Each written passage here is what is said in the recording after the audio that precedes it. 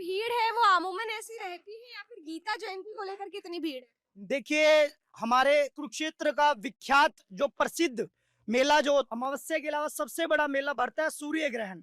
सूर्य ग्रहण के टाइम पे यहाँ कई लाखों लोग एक समय में स्नान करते हैं और अपने अच्छे कर्मों की प्रार्थना करते हैं, देवताओं का आशीर्वाद प्राप्त करते हैं इस स्थान पर। और अब जो गीता जयंती महोत्सव है, जो कि लगभग 11 सालों से कंटिन्यूटी में चला आ रहा है, इस गीता जयंती महोत्सव में हर प्रतिदिन लाखों की संख्या में लोग आते हैं, खरीदारी भी करते हैं और घूमते हैं और फिरते हैं और मौज मस्ती को भी करते हैं।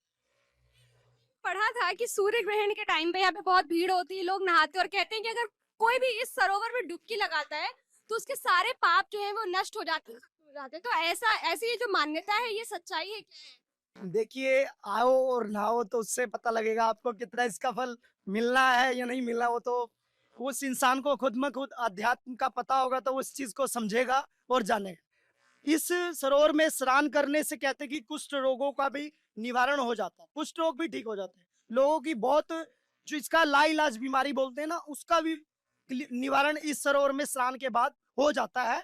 और इस नहाने के बाद इस सरोवर में, इसके अंदर, इस भूमि पर जो हम दान रूप में करते हैं, दक्षिणा रूप में करते हैं, वस्त्र रूप में करते हैं, पात्र रूप में करते हैं, भोजन करते हैं, किसी गरीब को करते हैं, ब्राह्मण को खिलाते हैं, तो उसका 13 गुना फल इस भूमि का मान्य जाता है। ये साक्षात गीता में इसका वर्णन भी माना जाता है। कि जो ये जो भूमि है, ये जो सरोवर है आसपास, ये इस एरिया के बारे में और कुछ? देखिए, ये इस ब्रह्म सरोवर पर के अलावा यहाँ से 6 किलोमीटर दूर स्थान है, जिसको ज्योतिसर नामक गांव के नाम से जाना जाता है। उस स्थान पर भगवान श्री कृष्ण ने अर्जुन को उस रथ के ऊपर बैठकर गीता का उपदेश दिया था। उसके वहां पर एक वृक्ष है, उसका नाम है अक्षय वट वृक्ष, जो कि कहते हैं कि महाभारत प्राचीन काल से वो वृक्ष उसी स्थान पर आज भी ऐसे ही स्थापित है, इसलिए उसको कृष्ण भूमि ज्योतिसर के नाम से जाना जाता है। आपका बहुत बहुत शुक्रिया, आपने जितनी जानकारी हमें दी है। पंडित जी से बात करने के बाद हम चल पड़े सर्वेश्वर महादेव की ओर, जिसके बारे में कहा जाता है कि इस मंदिर को स्वयं ब्रह्मा जी ने बनाया है। तो हम पहुंच चुके हैं सरोवर के बीचों बीच जो मंदिर है सर्वेश्वर महादेव का, जिसके बारे में कहा जाता है कि ब्रह्मा जी ने उसे स्वयं बसाया। तो चलिए अंदर चलते हैं और भगवान के दर्शन करते हैं।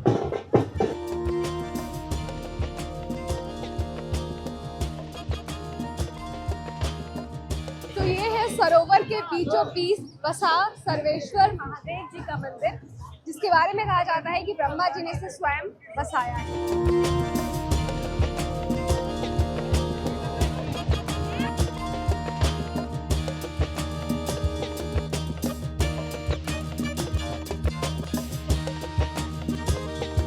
तो इस वक्त मैं हूँ सर्वेश्वर महादेव मंदिर में, जो सरोवर के बीचों बीच बसा है। मेरे साथ है मंदिर के पुजारी जी, तो हम इनसे बात करेंगे और मंदिर के विषय में जानेंगे। पुजारी जी, आपका बहुत बहुत स्वागत। धन्यवाद। हर हर महादेव। ये ब्रह्म सरोवर है सर्वेश्वर महादेव। यहाँ पे महादेव की स्थापना ब्रह्मा जी ने की हुई है। ये जो सरोवर आप देख रहे हो, ये ब्रह्मा जी का यज्ञ कुंड है। सृष्टि रचना के समय उन्होंने अलग अलग दिशाओं में यज्ञ किए थे, जिसमें से एक यज्ञ उन्होंने यहाँ कुरुक्षेत्र में किया। ये उत्तर वेदी है ब्रह्मा जी की। इस यज्ञ कुंड का निर्माण किया और यज्ञ कुंड की वेदी के ऊपर इस जगह पे उन्होंने सर्वेश्वर महादेव की लिंग की स्थापना की।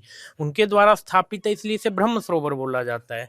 बाद में राजा कुरु, जो कौरव पांडवों से 15 पीढ़ी पहले हुए, उन्होंने सर्वप्रथम जो है इसी यज्ञ कुंड को सरोवर बनाया था। बाद में फिर वर्तमान समय में जो है गुलजारी लाल नंदा जी के प्रयासों से इसको दूसरी बार बनाया गया है ढंग से। इस मंदिर की मान्यता क्या है? ये ब्रह्मा जी द्वारा स्थापित है। यहाँ पे आने पर और सरोवर में स्नान करने उपरांत जो है, यहाँ पे भगवान का अभिषेक पूजन अर्चन करने से मनुष्य की सभी मनोकामनाएं पूर्ण होती हैं। आप यहाँ पे कितने साल से पूजा करवा रहे हैं? यहाँ मैं बचपन से ही हूँ। तो आपको कभी कुछ आभास हुआ है भगवान के होने का इस मंदिर? स्वयं कर सकते हैं आप, यहाँ बैठी हुई हैं, आप उस एनर्जी को फील कीजिए। यहाँ पे बहुत दूर दूर से श्रद्धालु आते हैं। बहुत दूर दूर से लोगों की जो यहाँ आने के बाद जो है, यहाँ भगवान से प्रार्थना करने को उपरांत पूजन के बाद उनकी मनोकामनाएं पूर्ण होती हैं, वो आते हैं। आपका नाम क्या हुआ? पवित्र गोस्वामी।